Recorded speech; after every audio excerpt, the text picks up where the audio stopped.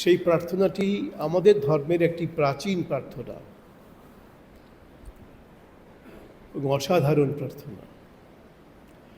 বলবো একটা বিশ্বজনীন এবং সর্বজনীন প্রার্থনা। হয়তো অনেকেই জানেন, হয়তো অনেকেই রোজ আবৃত্তি করেন, হতে পারে। শুধু আবৃত্তি করলেই বা জানা থাকলেই হবে না। রবীন্দ্রনাথ বলছেন জীবনে জীবন যোগ করা, জীবনের সঙ্গে তাকে সংযুক্ত করতে হবে, যুক্ত করতে হবে,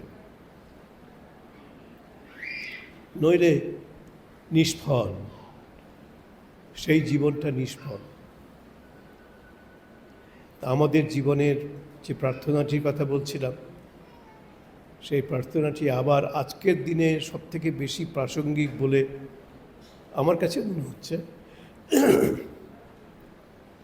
সেই প্রার্থনা হচ্ছে সর্বে সুখিনঃ ভবন্তু। সবাই সুখী হোক।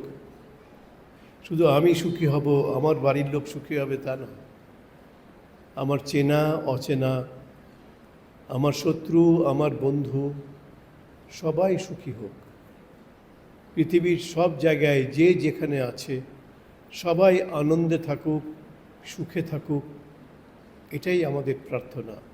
তাই সেই প্রার্থনায় আমাদের প্রাচীন ঋষিরা বলেছেন সর্বে সুখিনঃ ভবন্তু, সকলেই সুখী হোক।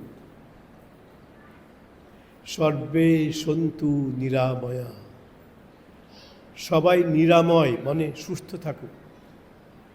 কারোর যেন কোনো আময় মানে অসুস্থতা না থাকে, সবারই সুস্থতা থাকুক, সবাই সুস্থ থাকুক। সর্বে সন্তু নিরাময়া। তারপরে বলা হচ্ছে সর্বে ভদ্রাণি পশ্যন্তু। ভদ্র মানে সুন্দর, শোভন। সর্বে ভদ্রাণি পশ্যন্তু। আমরা কত কি দেখি আমাদের চোখ দিয়ে। সব দেখাগুলোই যে ভালো দেখা তা তো নয়, খারাপ জিনিসও দেখছি, আবার ভালোও দেখছি। কিন্তু আমাদের প্রার্থনা প্রাচীন ঋষিদের কাছ থেকে আমরা জেনেছি আমাদের দৃষ্টি যেন শুধু ভালো জিনিসটাই দেখে, খারাপ যেন আমরা না দেখি। তাই বলছেন সর্বে ভদ্রাণি পশ্যন্তু। স্বামী বিবেকানন্দের একটি কথা আছে, বলছে তুমি যদি বলো যে ওই লোকটা খারাপ করলো, ওই মানুষটা খারাপ কথা বলল,